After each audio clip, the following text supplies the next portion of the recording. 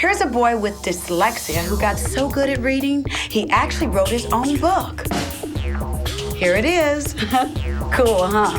My Year with Harry Potter by Ben Buchanan. You go, Ben. Take it away. Meet Ben Buchanan, percussionist. I'm scared of you, Ben. Meet Ben Buchanan, artiste. Ben Buchanan, successful student. Ben Buchanan, inventor. Ben Buchanan, dyslexic. I found out that I was dyslexic by when I had to go and take my special classes. I remember not being able to read barely any and being put into the lowest reading group in my first and second grade classes. I felt like my dyslexia made me different from other kids. Wait a minute. Dyslexia? What's that? Sounds like some kind of nasty skin disease. Ooh, she's got dyslexia? Or wait, maybe it's the name of a cool new car. Check out my new dyslexia. Nice, huh? Dyslexia is just a fancy word for somebody who's having trouble learning how to read or spell or do some writing. This lady really knows what she's talking about. Let's see what she's going to do with Ben. I have a paper that your mom gave me. That's something you did when you were in second grade. It shows some of your spelling and how hard spelling was.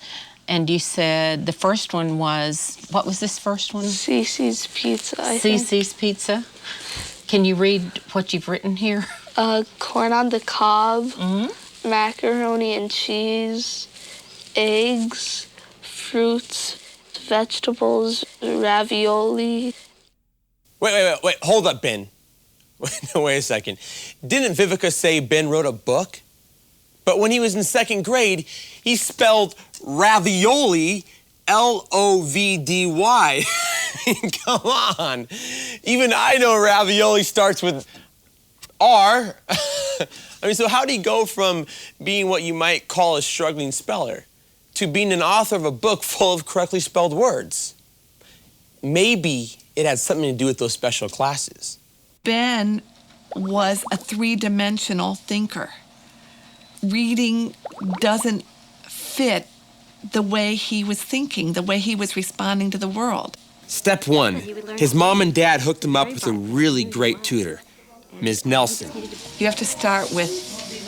Igloo-if. Yeah. First sound. That first sound is what? Igloo-if. I, short I. So cool.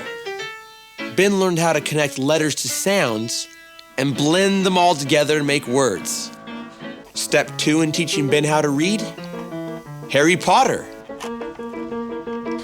On Christmas Day, 2 or 3 years ago, my stocking had the first Harry Potter book next to it. And later that night, my mom started reading it to me. Which left Harry feeling extremely stupid. And then I decided that I would actually try to read this myself because it sounded so interesting. And Harry changed Ben's life. Ben was inspired to invent a Harry Potter game, and that inspired him to write a book about the whole experience. But it wasn't easy. I remember dictating most of it to my mom. Some days I was too tired to write, and I didn't want to, and I didn't feel motivated.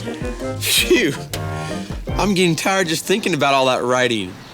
Well, lucky for us, Ben didn't let that stop him. Thank you very much, and I'm going to turn it over to Ben. Let's give a big Dallas welcome.